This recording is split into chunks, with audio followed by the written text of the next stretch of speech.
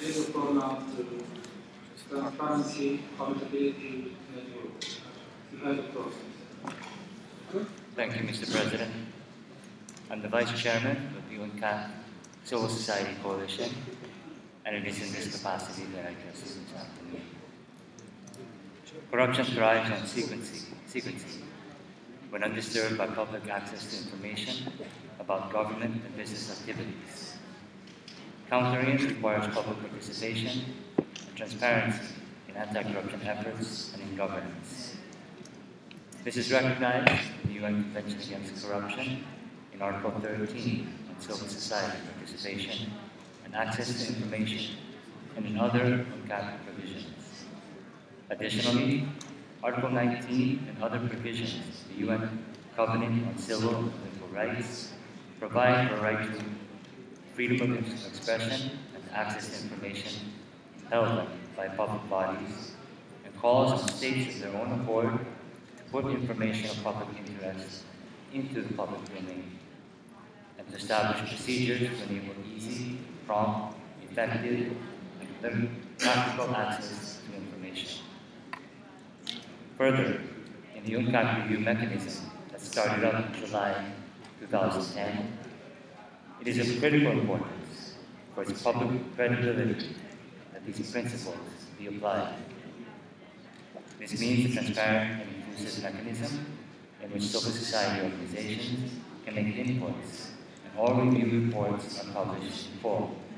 It means a mechanism where civil society participation is not simply an optional add-on. The older anti-corruption review mechanisms of the OECD, OAS, and Council of Europe record have recognized the importance of these principles. The Coalition therefore calls on the Conference of the States Parties, the UNCAC, to adopt a resolution at its fourth session in Marrakesh, Morocco, in October 2011, urging parties as a matter of priority to reaffirm their commitment to UNCAC Article 13 and related provisions, and the practices of transparency and participation, including ensuring that access to information laws are in place in their countries and enforced in practice. Information about the UNCAC is widely publicized, and there is widely accessible information about government anti-corruption measures, including about enforcement efforts, as well as public procurement, public budget management, and other measures. The public is able to participate in anti-corruption efforts, including government consultations and inputting to monitoring processes.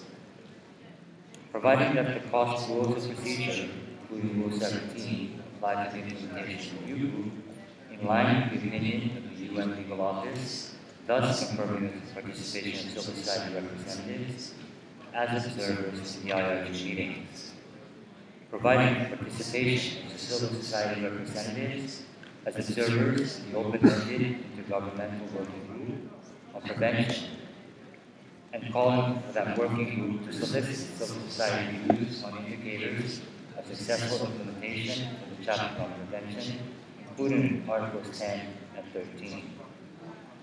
Recognizing the benefits of country visits in which review teams meet with civil society representatives and other stakeholders, and the benefits of publishing a list of government focal points, country review schedules, country responses to self-assessment checklists, and the full review reports, and calling on state parties to ensure these elements in their reviews, requiring civil society participation and publication of full review reports in the next 5-year cycle of the review process.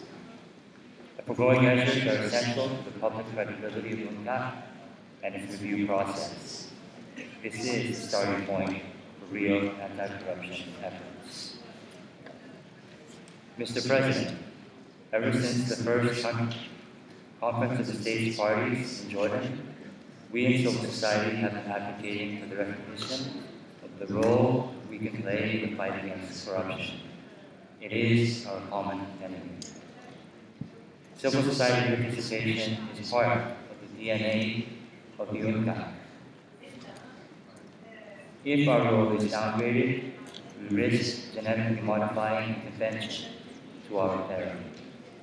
Thank you, Mr. President.